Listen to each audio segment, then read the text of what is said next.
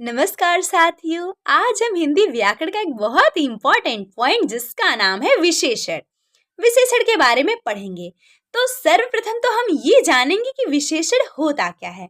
दोस्तों, जब शब्द किसी संज्ञा या सर्वनाम की क्या करे विशेषता बताए, कोई भी ऐसा शब्द जो किसी संज्ञा की या फिर सर्वनाम की किसी व्यक्ति वस्तु स्थान का नाम हो या फिर उनकी जगह पे प्रयोग होने वाले शब्द जैसे मैं, तुम, यह, वह, ये शब्द आए तो इनकी जो विशेषता बताए उसे ही हम विशेषण कहते हैं। और विशेषण के साथ एक और भी शब्द होता है जिसको हम विशेष्य कहते हैं। तो सबसे जब तक आप विशेषण और विशेष्य नहीं जानेंगे तब तक आपको विशेषण समझ में नहीं आएगा। देखिए, विशेष्य क्या होता है। विशेषण शब्द द्वारा जिस शब्द की विशेषता बताई जाती है उसे ही विशेष्य कहा जाता है। विशेषण द्वारा, जैसे कि अब हम कह रहे हैं कि रीना का स्वेटर काला है, ठीक है। तो इसमें रीना का क्या काला है, किसकी विशेषता बताई जा रही है, ठीक है। किस विशेषण शब्द की विशेषता बताई जा रही है, किसकी बताई जा रही है, स्वेटर की। तो जो स्वेटर हमारा है वो इसमें क्या हो जाएगा, विशेष्य हो जाएगा।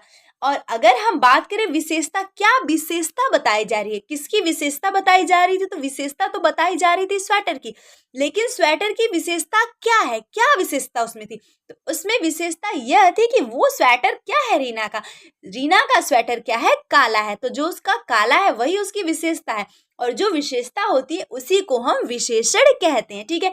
इसमें अगर हम विशेष्य की बात करें तो विशेष्य हो जाएगा उसका स्वेटर, और अगर विशेषण की बात करें तो विशेषण हो जाएगा हमारा काला, ठीक है। और भी ऐसे ही शब्द हैं जैसे कि मोहन आलसी लड़का है। तो इसमें विशेषण और विशेष्य को अगर हम अलग करेंगे तो इसमें अगर हम विशेषण की बात करें तो विशेषण इसमें क्या हो गया, क्या विशेषता बताई जा रही है, विशेषता इसमें बताई जा रही है कि मोहन क्या है। मोहन, पहले तो लड़का जो है वो हो जाएगा विशेष्य कि मोहन क्या है, उसकी विशेषता क्या है, उसकी विशेषता क्या है कि वो आलसी है। तो जो आलसी हमारा होगा वो उसमें हो जाएगा विशेषण। और मोहन आखिर है क्या, किसकी विशेषता बताई जा रही है, लड़के की। तो लड़का इसमें हो जाएगा हमारा विशेष्य, ठीक है। आलसी विशेषण हो जाएगा और लड़का हमारा विशेष्य हो जाएगा। सो दोस्तों, आई होप आप सभी को विशेषण और विशेष्य समझ में आया होगा। विशेषण द्वारा जिस शब्द की विशेषता बताई जा रही हो, जिस शब्द की विशेषता बताई जा रही हो, जिसकी विशेषता बताई जा रही है उसे हम विशेष्य कहेंगे। और जो विशेषता बताई जा रही हो उसको हम विशेषण कहेंगे, ठीक है। अब हम विशेषण के भेद जानते हैं। तो विशेषण के भेद की अगर हम बात करें तो ये मुख्यतः 5 प्रकार के होते हैं। वैसे 4 ही होते हैं, 5वां मैंने जो तुलनावाचक है उसको भी अलग से इसमें रख लिया है कि मैं आप सबको उसको भी अच्छे से समझा दूं। तो इसमें पहला हमारा होता है गुणवाचक विशेषण, दूसरा होता है परिमाणवाचक विशेषण, तीसरा होता है संख्यावाचक विशेषण, चौथा होता है संकेतवाचक या फिर सर्वनामिक विशेषण, और जो 5वां है तुलनावाचक विशेषण उसको मैंने इसमें अलग से रखा है ताकि मैं उसके बारे में भी आप सबको समझा दूं। तो सर्वप्रथम हम बात करेंगे गुणवाचक विशेषण के बारे में।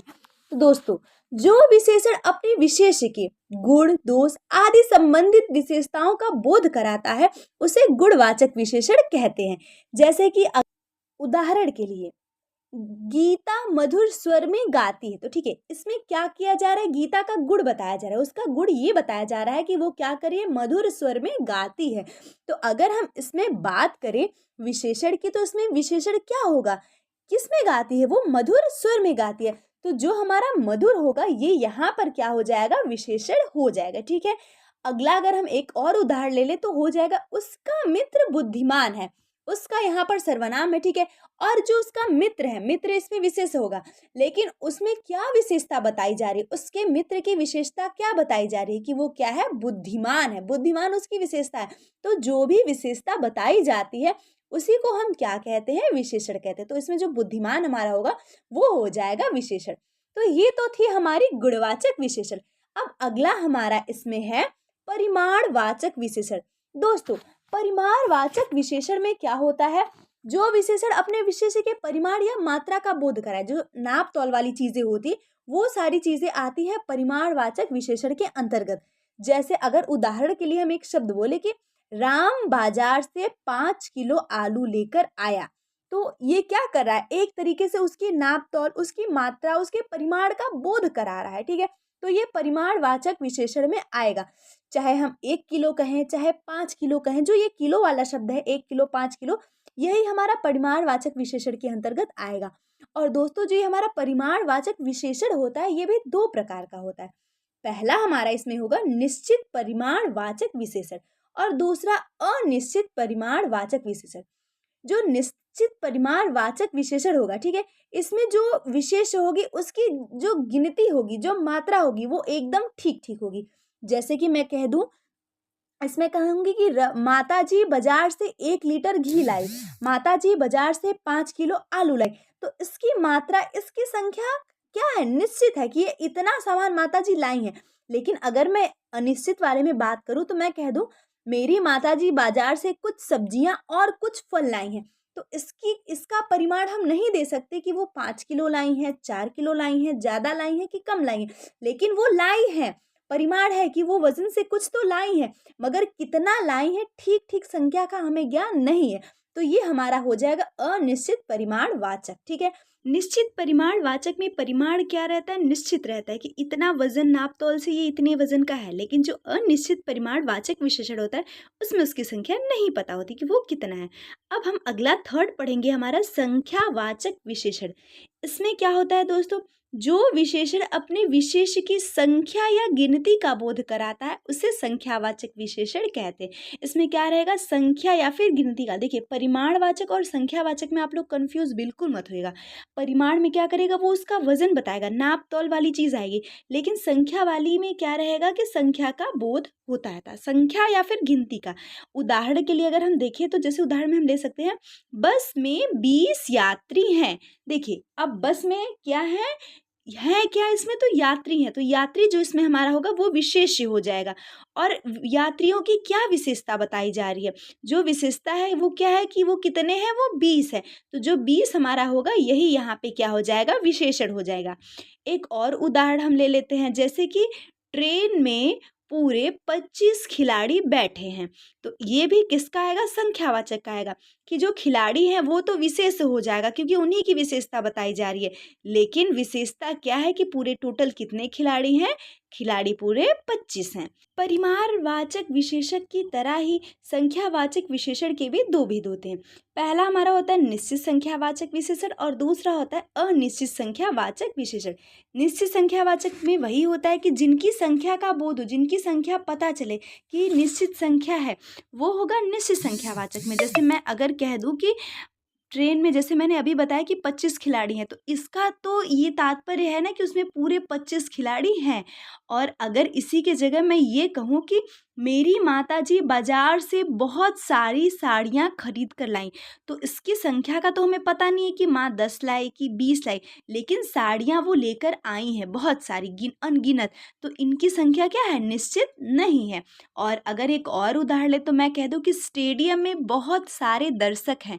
अब कितने लोग दर्शक हैं, कितने स्टेडियम में देखने वाले व्यक्ति हैं, तो ये हमें पता नहीं है, ज्ञान हमें नहीं है, ज्ञात नहीं है कि कितने लोगों की संख्या है, मगर ये है कि बहुत सारे हैं। ठीक है, तो आई होप आपको निश्चित संख्यावाचक और अनिश्चित संख्यावाचक दोनों समझ में आया होगा।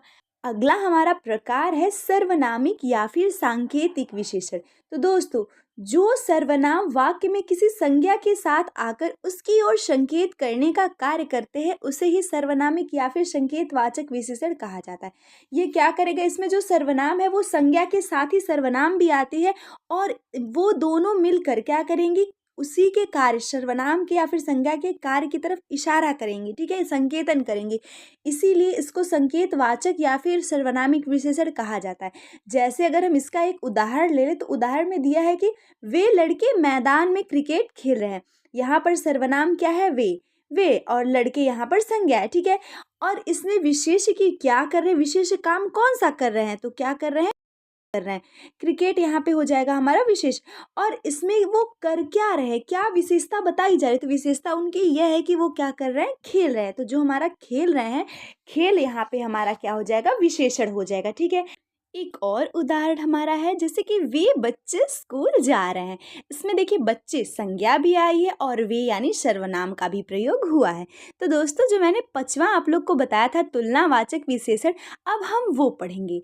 तो विभिन्न व्यक्तियों के गुणों और दोषों का अक्सर तुलना किया जाता है, उनके गुण की भी तुलना की जाती है और दोष की भी तुलना की जाती है।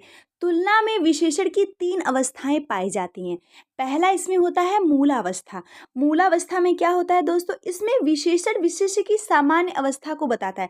मतलब जैसे कि उदाहरण के लिए अगर हम सामान्य अवस्था की बात करें तो हम कहेंगे कि निकिता सुंदर लड़की, ये एक मूलावस्था है। इसमें क्या कहेंगे, हम साधारणतः बात को कहेंगे।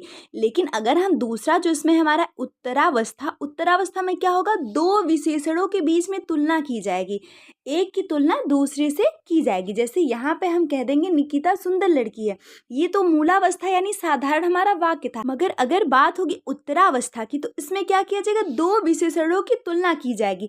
अभी हमने क्या कहा था मूलावस्था में कि निकिता सुंदर लड़की है, लेकिन यही हमारा उत्तरावस्था में क्या होगा, निकिता शिवानी से सुंदर लड़की है। निकिता क्या है, शिवानी से सुंदर है, इसमें दोनों की तुलना की जा रही है, ठीक है।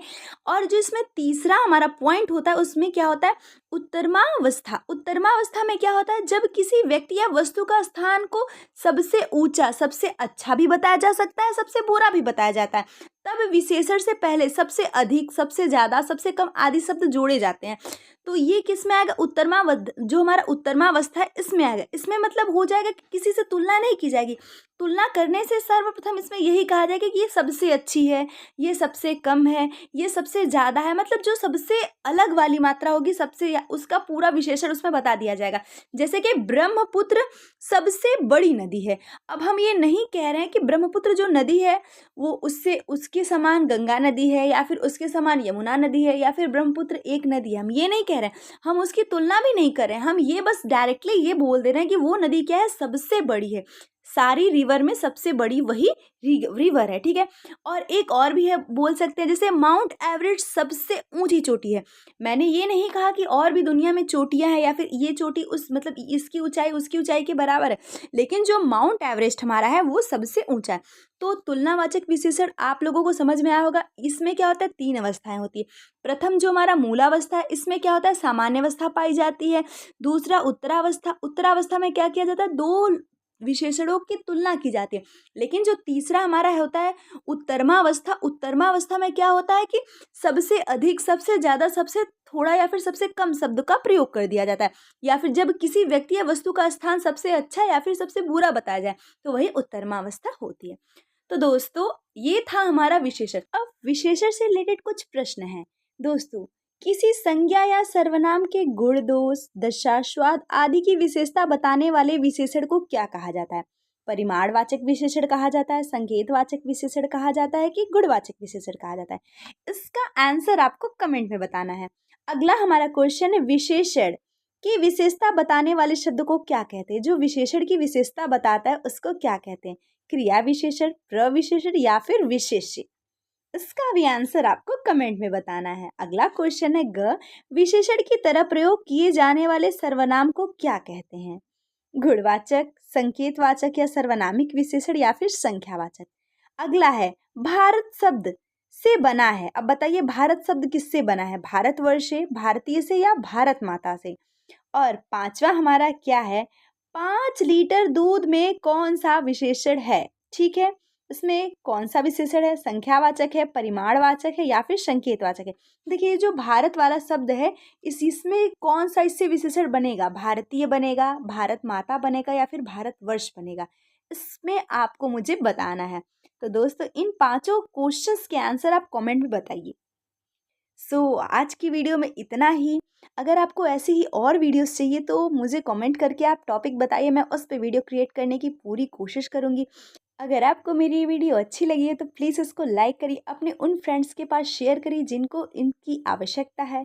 हम मिलते हैं नेक्स्ट वीडियो में, तब तक के लिए धन्यवाद।